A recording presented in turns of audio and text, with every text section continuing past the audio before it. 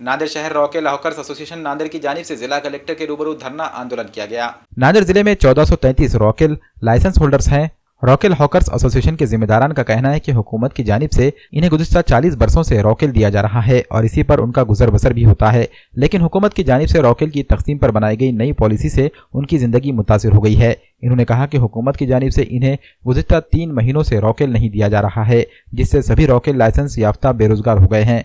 इस मामले में रॉकेल एसोसिएशन के जिम्मेदारान ने जिला कलेक्टर के रूबरू एहतजाजी धरना दिया, जिसमें हुकूमत से मांग की गई कि इन्हें रॉकेल की तकसीम शुरू की जाए या फिर गुजर बसर के लिए इन्हें हर माह वजीफा जारी किया जाए। इस एहतजाजी धरने में एसोसिएशन के जिला सदर शेख ज़हूरुद्दीन, नवाज खान, ईश्वर ढूंढीबा खरात व दीगर जिम्मेदारान मौजूद थे।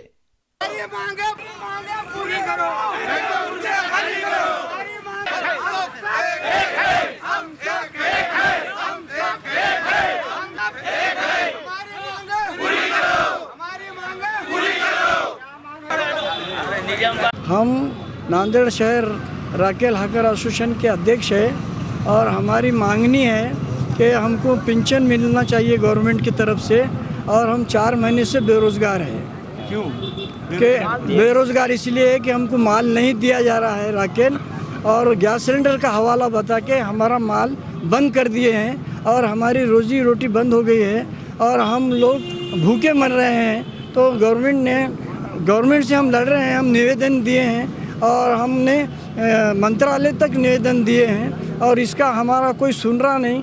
इस वास्ते हमारी कोशिश है कि जो हमारी मांगे, जो भी हमें पेंशन वगैरह हम मांग रहे हैं और जो भी हमारी मांगे हैं वो मांगे पूरी करना चाहिए गवर्नमेंट ने, नहीं तो वरना उन्होंने अपनी कुर्सी खाली करना चाहिए। थोडं बोलतो तेवढं सांगा। हां, कायदा सन 1966च्या नियमाप्रमाणे शासनाचे सार्वजनिक वितरण व्यवस्थेअंतर्गत राखेल वाटपासाठी आज 35 ते 40 वर्षापूर्वी आम्हा परवानाधारकांची नेमणूक केलेली आहे आणि आम्हाला ते दर महिन्याला जवळजवळ सरासरी 3 केल माल देत गेले, पण ह्या 5-6 वर्षामध्ये त्यांनी कमी करत त्यांनी झिरोमध्ये आणलं। नांदेड जिल्ह्यामध्ये जवळजवळ 1,500 लोक परवानाधारक आहेत।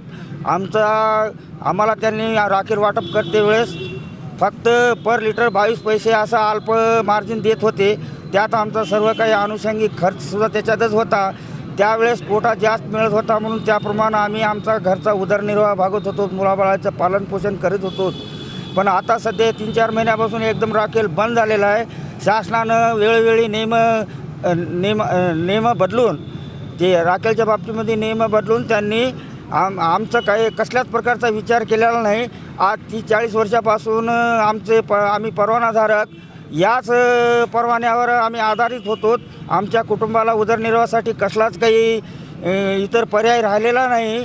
आज आम्ही या 3-4 महिन्यामध्ये शासन प्रशासन या सर्वांकडे आम्ही निवेदनं देऊन आम्ही विनंती केली किंवा राखेल तुम्हाला द्यायचं नसेल तर आम्हाला पर्याय कोणता तरी व्यवसाय लावून द्या, नाही तर ते जर शक्य नसेल तर आम्हाला चतुर्थश्रेणी कर्मचाऱ्याप्रमाणे कमीत कमी आमच्या कुटुंबाचा उदरनिर्वाह भागवेल असं तुम्ही आम्हाला पेन्शन तरी दिलं पाहिजे।